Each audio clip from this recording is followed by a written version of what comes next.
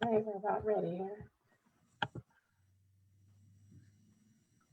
We're live. Hi, everyone. Good afternoon. Good afternoon. Happy Friday. Shabbat Shalom, everyone.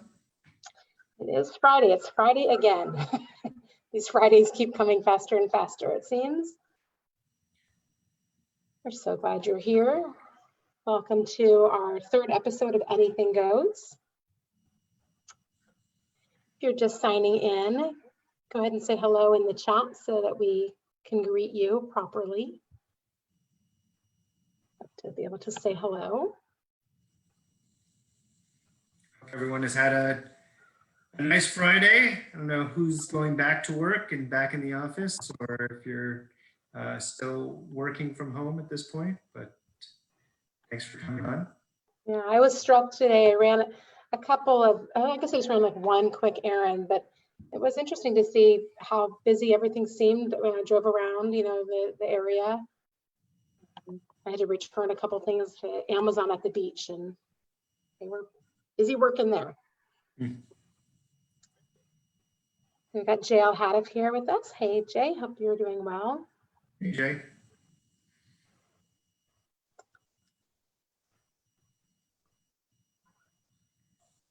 Nice to get a little bit of a reprieve from the heat today. It was, I went on a bike ride with Sadie this afternoon, and it was really beautiful. A nice breeze up there. Yeah, last weekend was really hot. So yeah, nice. See how this weekend turns out. Yeah, and congratulations to Max, Eric's son, who had his 5th grade graduation yesterday. That's exciting. Yes, now he's no longer in elementary school. I officially, I guess, have a middle schooler at this point. A middle schooler, yep. Welcome to the middle school world. We still have another week and a half or so of school in Long Beach Unified, so we're a little behind Los Alamitos School District. Kind of wish we were on the same schedule as LaSalle right about now. Or you don't, because now we need to figure out the summer a whole lot earlier, right? I guess so. And we've got Heather Rayfield who's here. Hey, Heather. Nice to have you here with us. And Ruth Cooperman's here. Good afternoon, everybody. We're glad you're here for another episode of Anything Goes. You know, it's funny, I thinking of Max now going to be starting middle school. With Facebook and with Shutterfly and all these sort of sites, they send you reminders of things that happened. And I had something that showed up that said, 8 years ago today, this was. Right, so, this preschool something, right? Right, exactly. Yeah, I know. Those kind of killers. Sometimes I don't even open those emails, but the memories is just like too emotional. You know? Funny. All right, so who else is here with us? It looks like we've got 8 or so people here with us, Eric, watching. It's great. We're so glad you're here. We are in for a lovely conversation later with our congregant, Alex Moreland. I'm really looking forward to hearing about her work and how she's doing during this unusual time. Should be great. Looks like Lisa Hill's here. Shabbat Shalom, Lisa. Lisa. Terrific. You know, this week was a pretty quiet week at the temple. You know, we had with Memorial Day and that extra day of the weekend, we sort of didn't have a lot going on until Shavuot over last night and today. So. Yeah, you know, it was a little quieter, although I know that there were a number of important meetings that were taking place this week, kind of behind the scenes. So we'll have to talk to everyone about those events as well. Absolutely. Yeah. Just a reminder to all those who are watching that if you have any ideas for things that you want us to work on and you want to see from Temple Israel, either put it in the chat, send us an email. We're happy to take people's suggestions. We know that we've had some really nice and successful events where we've done movie screenings and discussions. And I know we're planning more of that over the summer, as well as the trivia night a couple of weeks ago now was, the response was really great. And I've been talking with David Jacobson about having a second one of that. Maybe we'll have more trivia nights over the summer as well. That would be so much fun. Yeah. I know people were pretty competitive on that. So that would be great to have people come back for more fun. Maybe get more teams going, because it was really done well, and you're broken into teams and you get to chat with your teams, and then it was a really fun evening. So I encourage, once we do have it again, that everyone participates if you're into trivia, or even if you're not, just to social. And then I know with, like Sharon and I just mentioned, with Los Alamitos school ending and then Long Beach school coming to a close in a week and a half. This year, differently than others, I think that the Temple is thinking about some things to keep our tourist center families, children, and parents engaged. Sharon, can you give us a preview of what that might look like? Yeah, we're really thinking about doing things a little differently this year than we've done in the past. Usually, summertime comes and tourist center is pretty quiet, and you don't hear a whole lot from us over the summer months. But we know that our families are looking for things to keep their kids engaged and learning and having fun. And so we had a great meeting. Many of the teachers and I, was that just yesterday? I think it was, where we brainstormed a lot of great ideas of ways to connect with our students and their families this summer. So we hope to be sending out an email later, probably late next week, with a lot of the details. But we're looking at doing some like Hugim style classes that will meet twice a week.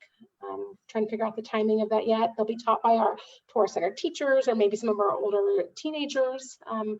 Things like creative video or cooking or like a book club. And we're really excited about some things that we're going to be able to roll out.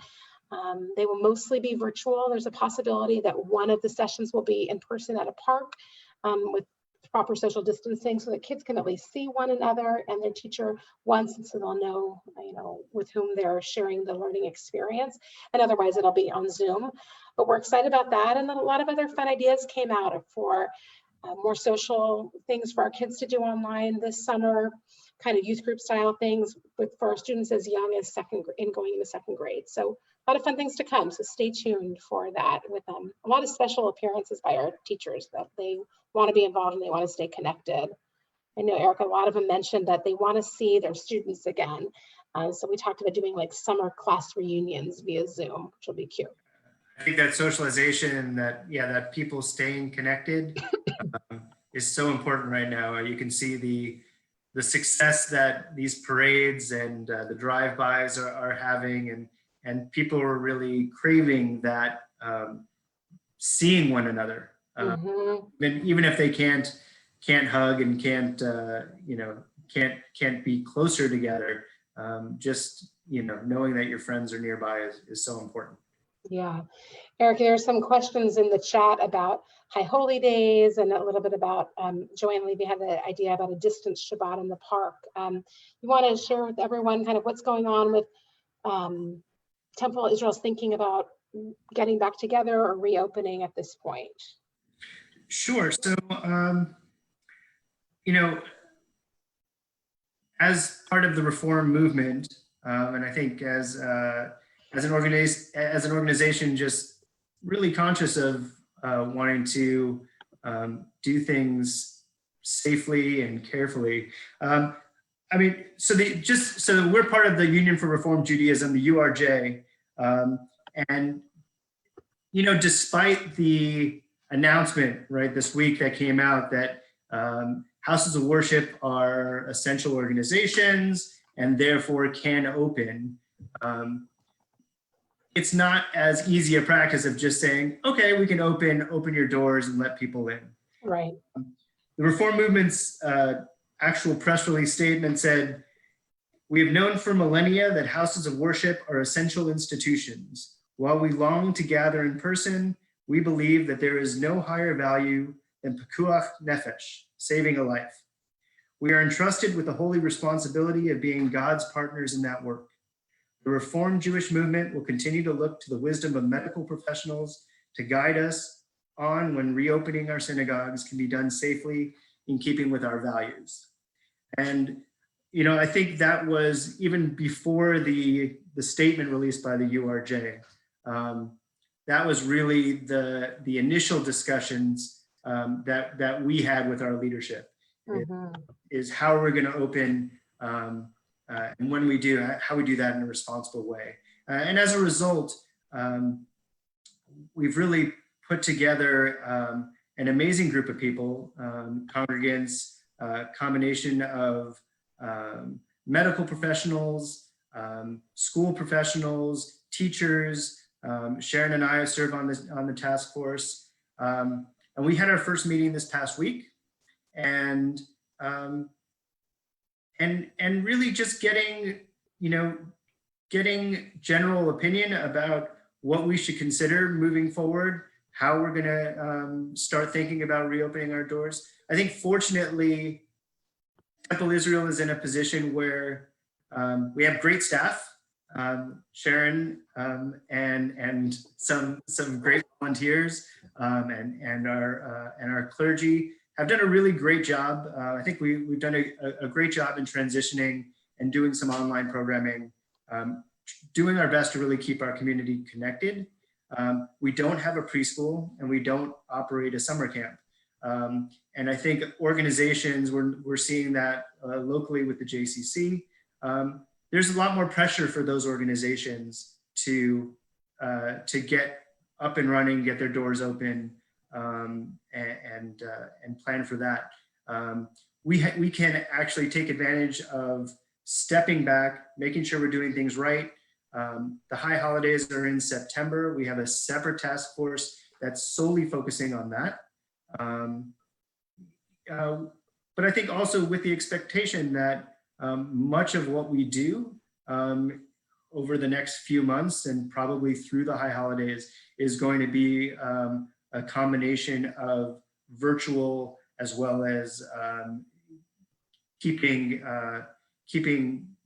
aware of the social distancing and making sure that we give everybody in our congregation access to as much as possible. And by doing that, we don't want to exclude anybody. We want to make sure that we do things safely and have things either online or at a place where as many people who want to come can join us and they can join us safely. Yeah. I was so impressed with our group of our task force members this past week, and I feel really confident that between the staff and their input, we're going to make the right decisions for our community. And that's the way I see it. There's no reason why Temple Israel has to be the first one to open its doors, right? Let us wait for the direction from our medical professionals. We know how to connect with one another even this way. So we will keep doing that work as best as we know how. Always searching to do things better, of course. And we appreciate the community's support in that. I don't know how you feel, Eric, but I don't really feel like there's been any great pressure or requests for us to open. I think the people have been really understanding and appreciative of our decisions so far. And when the time is right, we will look forward to opening, as safely as we can. Yeah, and I think what's also important is that we think of new ways and ways to reaching out to those in our community who are having trouble right now connecting virtually and putting through that effort. And that's part of one of the things we're planning on talking about today is sort of this, how we're connecting Jewishly. Yeah. I would say to those of you that are watching that if you're aware of people within our community that are struggling to connect with what we're offering virtually, please let us know. We know that we're seeing a lot of the same faces from week to week, and we're so appreciative of all of your participation, but there are a lot of people out there that maybe are a little off the radar. So please let us know if there's anyone that you think we should give some personal outreach to. We'd be very happy to do that. Eric, I'd say we've got a couple of old Temple Israel family members who have joined us. One is our friend Juan Lopez. Juan, I have to say, you have been an amazing supporter of our virtual programs. Maybe we should bring Juan on as a guest for anything goes, I know what's going on in Sacramento. I'm sure people would actually be very happy to see him. I hope you're doing well, Juan. And another person, a name that Eric, you don't probably know, but because the date predates your time at Temple Israel, but that is Tracy Bascov. And Tracy is the wife of Steve Bascov, who was our executive director before you came. So hey, Tracy, that's a fun name from the past to see on our program. I do remember Steve. I did meet him and have lunch with him prior to his retirement and moving on to Florida. Very nice. Yeah, the Bascovs are in Florida right now. I believe that's where you are, Tracy. If that's not where you are, let us know. Terrific. Yeah, so, Eric, I know that you mentioned something about sometimes the challenges that we're having connecting with one another, and the blessings of this time also. And for many of us, there have been a lot of great discoveries about how we connect with our Judaism over the past 2.5 months. Many of us are doing things that we haven't done before, like making challah every week, or maybe attending the Havdalah service, or for those who have kids, maybe you're taking advantage of some of the Jewish videos that are online, or maybe your kids attended Torah Center more than they ever had because they had nothing else to go and do. I don't know. But there are a lot of great things that people were doing, but I also, I'm thinking a little bit about the difficulties in connecting to the Jewish community during this time. If you're watching right now and want to put it in the chat, like, what are some of the ways that you have really connected with Judaism, not just with the temple, but with your Judaism and your Jewish observance over these past few months? And what things are challenging? I don't know, what things have you kind of discovered, Eric, for you and your family? Well, I know, it's interesting now how I think we're all sort of aware of Jewish TV shows, right? And I think the JCC and Hadassah is going to be leading a discussion about the show Unorthodox. Yeah, I saw that email with the conversation with Chaya Leah. I'm sure that'll be interesting. And I know that's been discussion amongst friends and all my family. And then people who had a chance to or didn't see Shtisel originally, the series, are now sort of going back and are inspired to see that. It's all sort of Orthodox, right? It's Orthodox-based programming, but you feel that Jewishness. I remember you told me about Shtisel a couple of years ago, and I was like, yeah, I don't have time to watch any television, but I have since watched it, and it's a really special show, and I'm looking forward to that 3rd season they say they're making. It's funny when I start watching shows like that. So Shtisel is a mix of in Yiddish and Hebrew, and takes place in Jerusalem. I think I start dreaming in other languages because I typically watch it late at night, and all of a sudden, I'm having these odd communications. But so I think in those ways, I think the Jewish community is actually coming together. And I think, what we've done with Havdalah, and I think there are certain practices. You mentioned challah baking. We did that a few weeks ago on the show, on this show. Yes. Right? But so thinking of those have been some really nice additions. But also I think there's been a push, at least with our families, is connecting with each other. Mm-hmm. I know my Mel's family, we do a Shabbat Zoom every week. We do candle lighting together and do that, which we wouldn't have done if it wasn't for this. And right. So those kind of things are nice that hopefully we'll be able to continue. But I imagine, there are certain things where it's hard to, it's just challenging to connect with. Are you finding things that you're experiencing challenging right now? Yeah, I think one of the things I miss most is the prayer experience in the sanctuary. I have our Shabbat service on every Friday night, and I love watching them, and I love listening to the music, and the recitation of the prayers is very comforting to me. But I'm usually watching them like in my kitchen while I'm also waiting my challah or setting the table or emptying the dishwasher, and it's distracting. I'm like, I guess I'm kind of multitasking, which is productive, but I miss that feeling of really being able to be in the moment of prayer.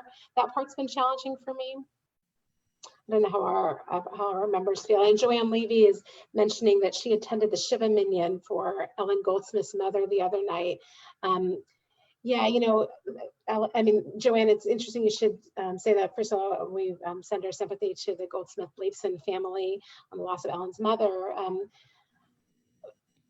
The whole thing of mourning the loss of someone has been really interesting during this time. I feel grateful that I personally haven't had to deal with that kind of loss, but I've certainly attended a lot of our members' Shiva Minyanim and memorial services via Zoom. And just even setting up the funeral, the challenge that families have had being with their loved ones who are transitioning, or being able to prepare the funeral, or being able to be with family at the funeral or friends at the funeral. Yeah. One of the things that we crave so much, and as far as I miss personally, is that connection. Whether it's at a Shabbat services or the pre-oneg or things like that, where you just have a chance to decompress together and just and like you said, in a sanctuary, the fact at the synagogue, just sharing that space together and praying together, or just closing your eyes and listening to people praying together. Mm-hmm. It's not the same, it's different. Right. And it's okay to recognize and accept that it's different, and look forward to the time that we'll be together again, and at the same time, try to appreciate that we're able to do it right. In a different time, we wouldn't be able to have done this really at all. Right. I watched a program the other day online. A friend of mine who's a rabbi in New York, and the theme of her program, Eric, was living in gratitude, or living in our gratitude. And I thought it was just a really beautiful concept, right? To really just sit in the gratitude as much as possible. There is so much to be grateful for, and still realize that there are things that are, that we're missing as well. We've got some comments, Eric, like from Heather Rayfield and Ruth Cooperman, who are missing being, they're missing the gatherings, right? I think, Sure. Heather, you're talking about the comforting one another. There's just something fluid about walking into this building at Third and Loma. You're not sure who you're going to run into next and what little conversations you might have and the impact those might have. I'm definitely missing those kind of conversations. And Ruth is saying she misses being a greeter on Friday night and giving people hugs. Yeah, Ruth, I mean, the lack of physical contact is just something none of us have ever experienced. I think even seeing our security guards that, Mm-hmm. here, on a Friday night, and just his smile and passing the time, and that's, you miss that interaction. Yeah. So I know that our viewers are probably anxiously awaiting our special guest, Eric. And Absolutely. she's also going to be able to talk to us a little bit about what it's been like to connect with others during this time, both within the synagogue community because of her involvement and her family's involvement at Temple Israel, but also her professional work. So if you're ready, Eric, I can bring Alex on. Bring Alex on. All right. I will. As soon as I see her face, I'll introduce her. All right, here she comes. So she's joining. There Hi, she Alex. is. Hi, Hi, Alex. So, Welcome to Anything Goes. thank you. Alex Moreland and her husband John have been members of our Temple community since 2014. And this past year, Alex took on the adventure of teaching 8th grade Torah Center. Alex is the Dean of Students for Cabrillo High School, right here in Long Beach. And Alex and John have 2 children, Michael, who's 10, and Lily, who's 7. And they have been regulars at our Temple's annual family camp at our congregational retreat. And Alex is considered by many to be the resident family camp puzzle master. So Yes, that's very true. I will never forget Alex when she at family camp, when there was like a bunch of group of a group of like kind of sullen, uninvolved teenagers kind of sitting there like, we're too cool. And she was able to get them over, and like, you know, you guys had like your black bandanas on or something, and you were all of a sudden very cool. It was Brandon's group, if I remember correctly. I think so. No one wanted to be with a bunch of angsty middle school boys, and I was like, those are my people. I got it. And I was very competitive. I got some strange looks from people, but it worked. Definitely worked. So Alex, how are you? How are you doing? How's the family doing? We're doing well. I mean, you know, you were talking about gratitude, and you know, I have to. There've been times. I think I'm probably out of the 4 of us, I'm probably the one that's struggling the most. Not every day, but I definitely feel like each day or week is a little bit different.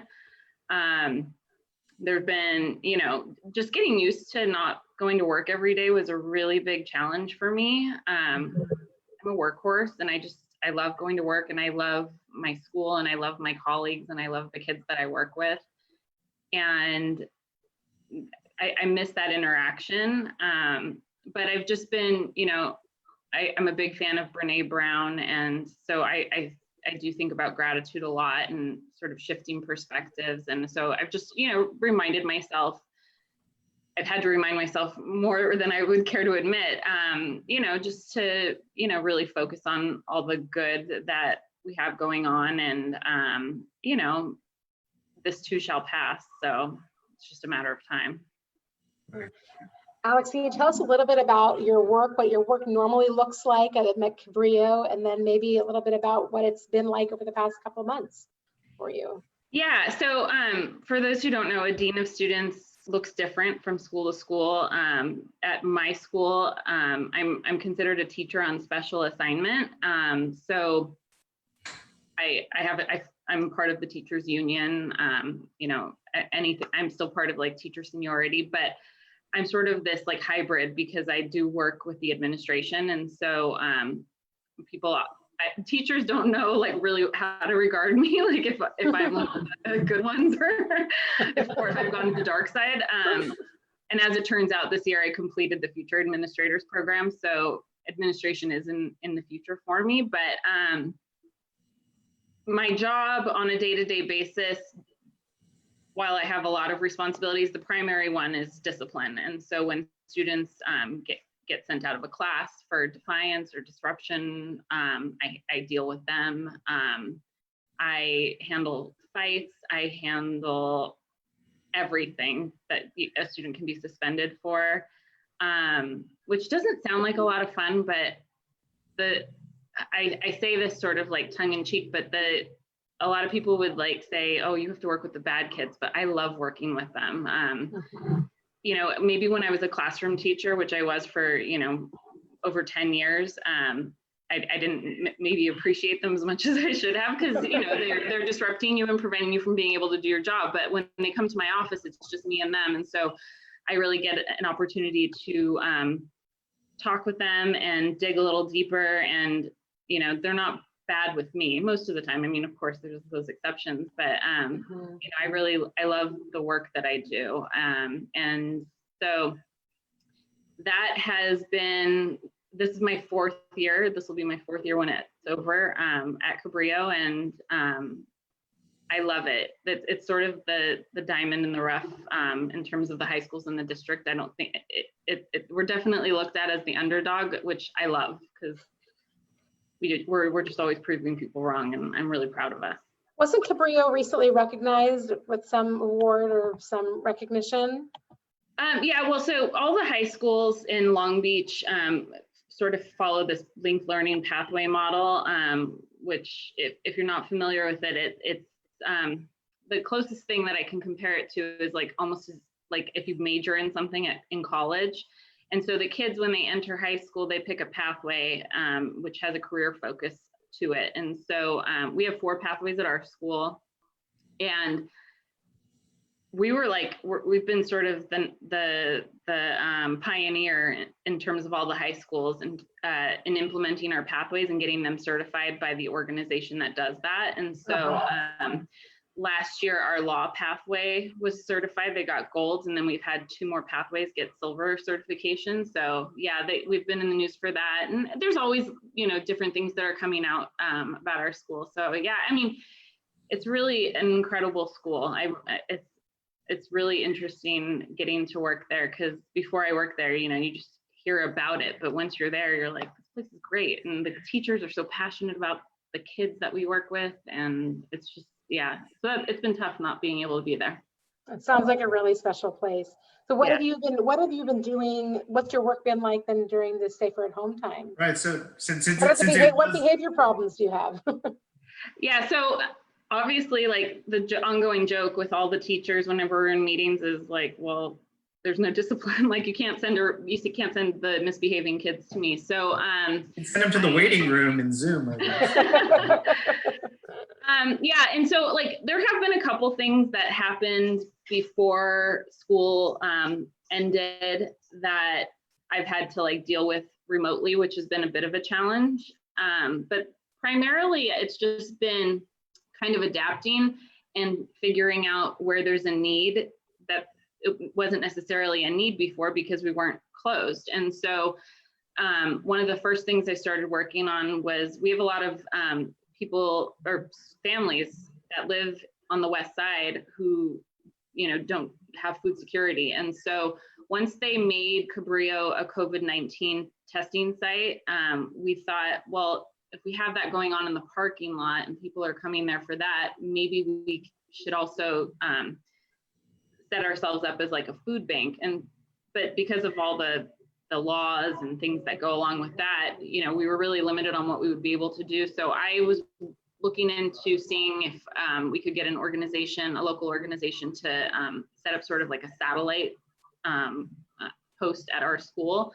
But as it turned out, I think the city was also recognizing that the food scarcity was a big issue. And so now there are so many resources. So I just took it upon myself at that point to just advertise and get that information out to our families in as many ways as possible. Now, and then there's been other things that of course have come up, but now like we're wrapping up the year. So I'm actually going to be at Cabrillo for the next 2 weeks. Next week we have our underclassmen returning textbooks, and we just need more bodies. And like, not that I'm going to be checking in textbooks, but we need people to be facilitating and making sure that social distancing is happening and that students are wearing masks. And you know, I work with a lot of what I do is like supervision and security, and so we just have to, you know, be there and be extra eyes. And so that's what we'll be focusing on. And then of course graduation, which is strange, but all of the high schools, I think for the most part, are doing like their own individual graduation thing that focuses on just what their school is about. So the district is putting out a virtual graduation on the 11th at 8:20 in the evening. We're doing our own like specific video that's modeled after our normal graduation ceremony. So we've been planning that. We've been having students come in and do their speeches. It's all being recorded. We're even having like the people who call out names. There's a slideshow of all the kids with pictures and their quotes, and they're calling out their names. So we've just been working hard to make that happen. How many kids are at Cabrillo?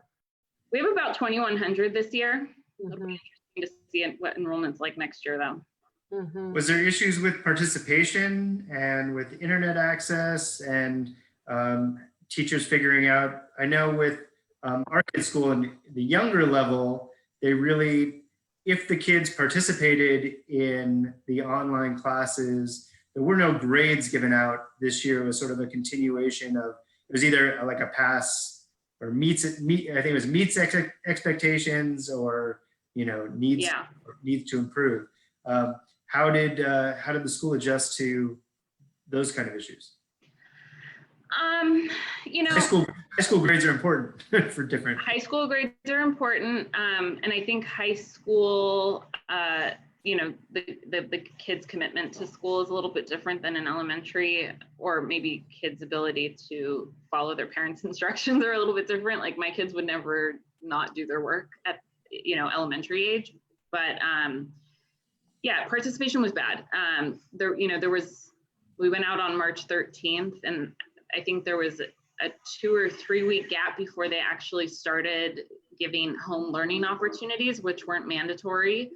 And then it wasn't until after spring break that it became this thing where you were going to have work assigned, but then it just, you know, the district did the best that they could under the circumstances. It was like reinventing the wheel while you're driving. Like there wasn't a whole lot that they could do, but I think the fact that it went to a no credit system was the most equitable thing that they could have done. And equity is a huge thing in this district because we have such a broad range of families from different socioeconomic backgrounds. And so that word equity is spoken about a lot. And I'm really proud to be in this district because they value that so much. I know that there were a lot of families that were upset because their children were going to not have an opportunity to potentially earn a grade because that could impact their GPA if they were taking an AP class. But ultimately the school board just, you know, I personally believe they made the right decision. I know it's a tough decision to make, but you know, making sure that all kids have access. You know, the district slogan is all means all, and you know, they really followed through with that.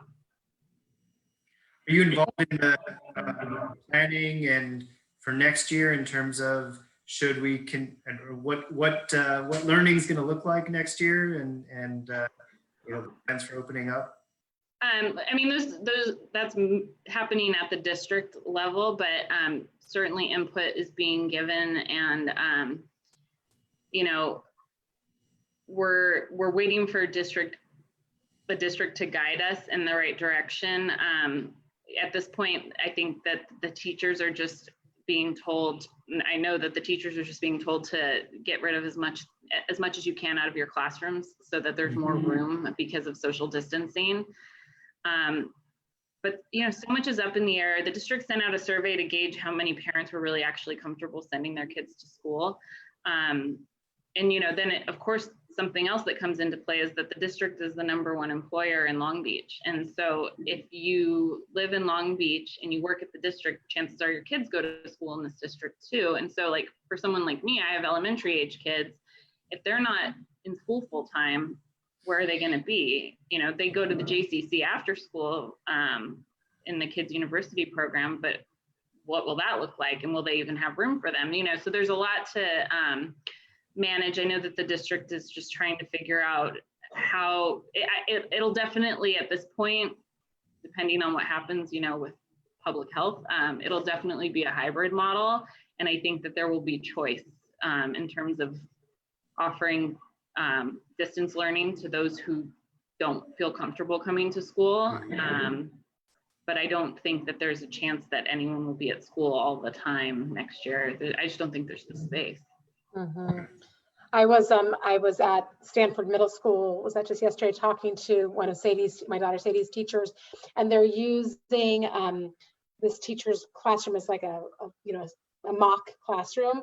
And she said she went in there, she has a relatively small classroom, and they had removed like her teacher desk and everything she like needs to teach, and they were able to set up like 8 student desks without any of her supplies. They took her filing cabinet out, like everything. So she said that won't work because she needs her document camera and her desk and her filing cabinet. She thinks if they put those things back in, there would be room for about 6 kids in her classroom. It's at one crazy. time. Yeah, they've told teachers to get rid of their refrigerators, their microwaves. You know, teachers, some of the teachers, their classrooms are like their second home. You know, I work in an office. I have a couch, a microwave. You know, if I had to, you know, I'd have to get rid of everything if I was in a classroom. It's going to be really interesting to see how this all plays out, and you know, and that's not even touching on the economic impact of COVID-19, because obviously there's a major discrepancy in terms of school funding. And so, you know, they're saying this year will be tough, but next year, the year after 21-22 will be even tougher, because that's when, you know, like the surplus goes away. And I imagine that a number of your students from at Cabrillo are also working or will need to go to work, and that'll probably impact their availability to be in person, you know, in person at school next year. Yeah, that's been, I think that's even been the challenge now, work, and also because, you know, families lost their jobs. And so anyone who could work would, or they're responsible for caring for younger siblings or younger relatives. You know, so, you know, some teachers, I think, wanted, you know, their kids to participate, which of course we do, but I think there's that perspective thing again. Like, you just have to kind of shift the way you're looking at things, because a student who was earning, you know, an A, a B, or even a C prior to March 13th, if they stop participating during distance learning, it's probably not because they're just like, nah, I'm not going to do it. Like, it's probably because they're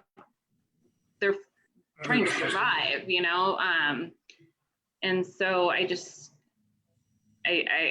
my heart is broken for, you know, all of them, and anyone who's struggling during this time. You know, we feel so blessed, because obviously my husband's still working at home, and probably working more than ever, actually. And, you know, to be employed for me I just feel really lucky.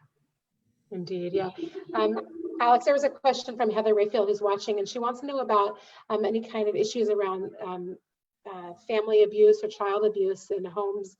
Are you hearing much about that from your families? Are families reaching out to the school to report that kind of issue, or, you know, ask for help? Yeah, you know, without going into too much detail, that there's definitely been an increase in incidents that we've heard from students. I've had to deal with, you know, a really serious incident.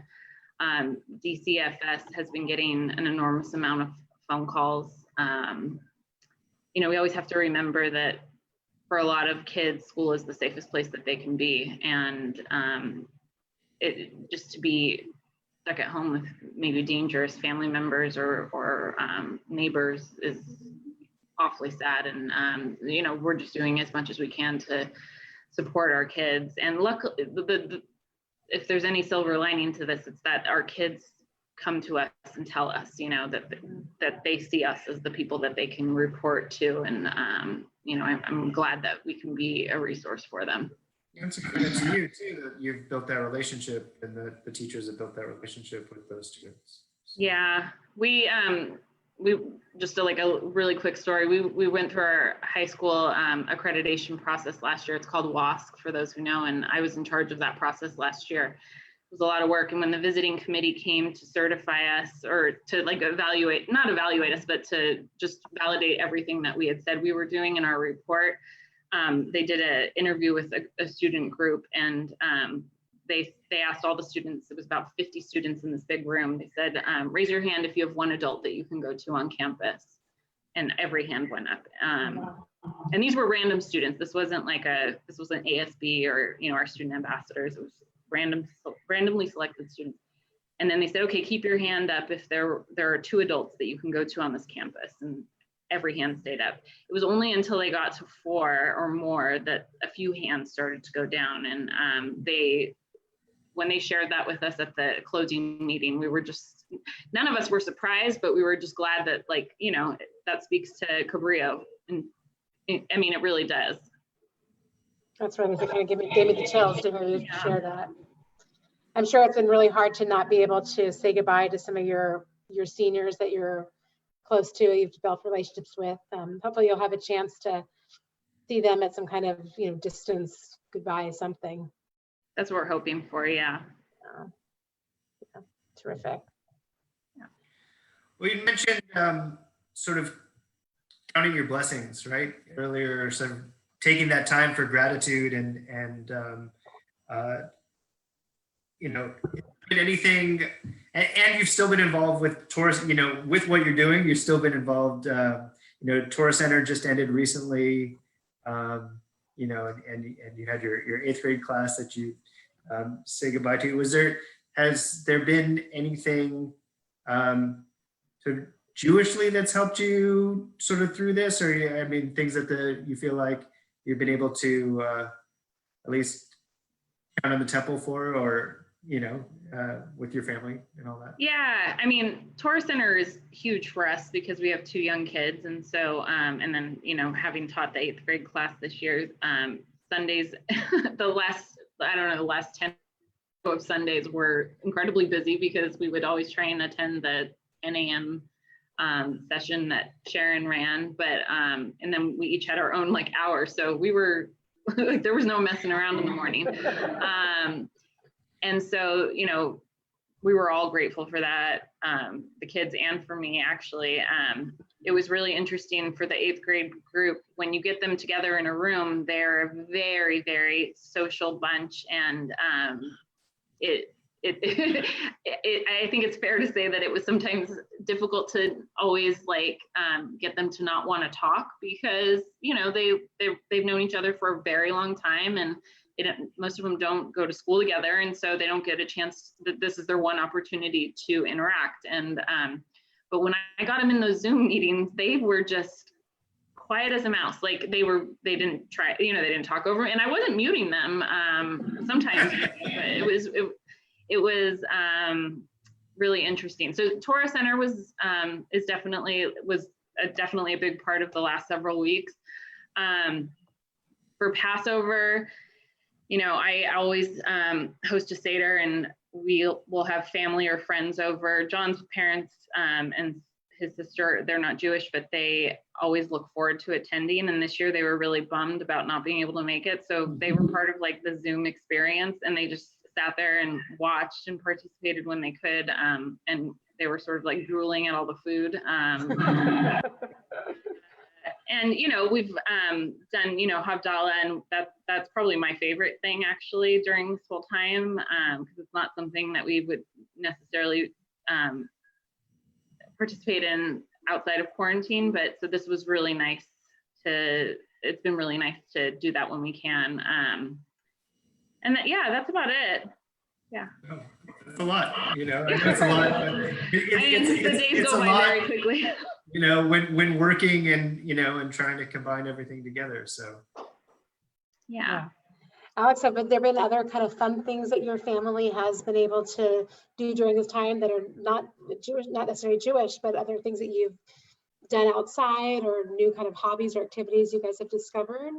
Yeah. Well, I don't really think of it as a hobby, but being at home has given me no excuse about getting on the treadmill and running while I was at work. That's definitely a silver lining, is that, when I've been at work, it's hard. We get home, and after I pick up the kids, I'm tired, make dinner, I don't want to run. And now I run every single day, and I feel good about it, and it's making me feel like it might be the only thing that makes me feel really productive. Outside of that, though, every other Saturday, so my housekeeper used to come on school days when we were not home, but now that doesn't work because John has to work at home. And so for a while she didn't come by because she's a little bit older and she was worried, but then she asked, practically begged really, to come back because she just needed the financial support and also wanted to stay busy. And so we said, yeah, that's fine, and we'll just be away, we'll leave when you're going to come over. And so for several Saturdays we've done day trips to different locations that we know that we can keep our distance from others.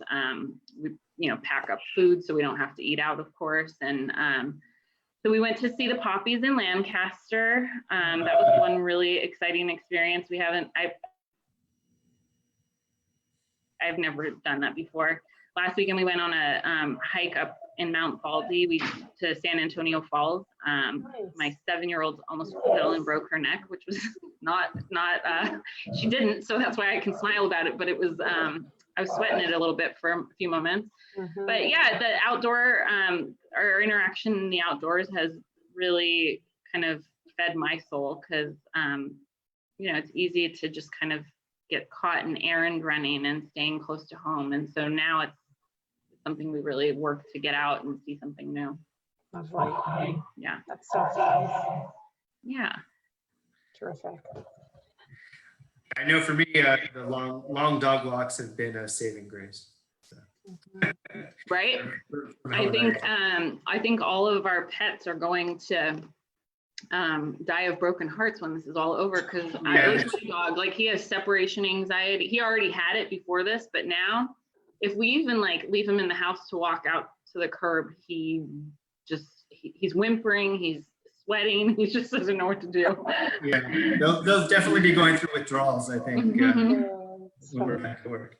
Yeah. Yes. Zuko is never far away when I'm doing any of these programs where I see there he is. Aww. He's always close by. That's cute. He's become a Facebook celebrity, that dog, interrupting my Toy Center Live programs, etc. Yeah. Well, Sharon, should we wrap it up with some fun questions for? Yeah, that would be great. Alex? So, Alex, I don't know if you ever had the chance to watch the Actors Studio when it was on. But big fan. So James Lipton would always ask the celebrities that he had on. He had a list of questions by Bernard Pivot and Marcel Proust that yes, you know, we'll delve into your inner psyche, and I'm sure people will do based on so whatever it is your answers are. So we have through a few of those questions, and you know, have fun with it. Okay. So it comes to mind. So the first one is, what is your favorite word? Shampoo. Oh. I know it's weird. I don't know why. I couldn't tell you. It just sounds nice. Okay.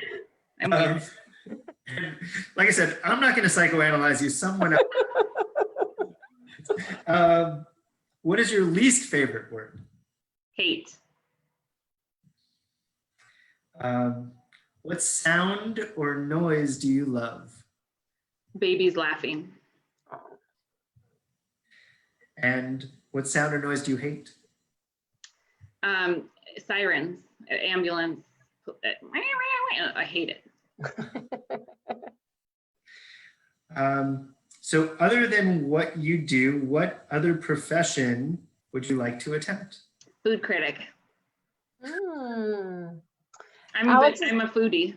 Yeah, Alex is a great cook. She did a lot of cooking with our 8th grade class this year, Eric, and those are probably some of their favorite sessions. Well, maybe we'll bring you on for a Facebook. Yeah, I love to cook. I've been doing a lot of cooking during quarantine. Nice. And what profession would you not like to do? Garbage man.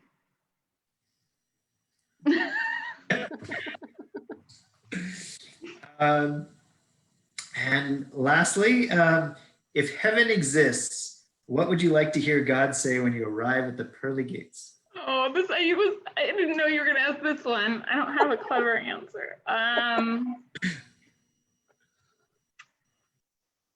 Welcome, your grandma's been waiting for you. Oh, that's so nice. Beautiful. So nice. Sharon, anything you want to add? I just want to thank you, Alex, for taking the time to be part of this program and part of this community.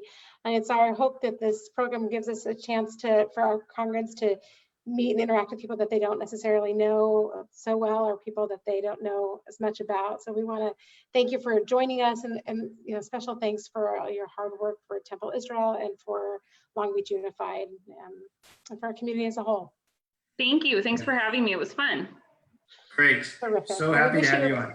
Yeah, we wish you a wonderful Shabbat ahead, and we want to thank everybody for joining us. If you have any ideas for future guests for Anything Goes, don't hesitate to reach out to Eric and me. We'd love to hear your ideas. And we will look forward to seeing everybody for Shabbat services tonight, Torah study tomorrow, Shabbat services tomorrow, and Havdalah tomorrow night. Lots of things to look forward to for this weekend. Yeah. So on that, Shabbat Shalom, everyone. Shabbat Shabbat Shalom. Shalom. Alex. Thanks again, Alex. Bye. Thank you. Bye, everyone. Bye, everyone. Have a great weekend.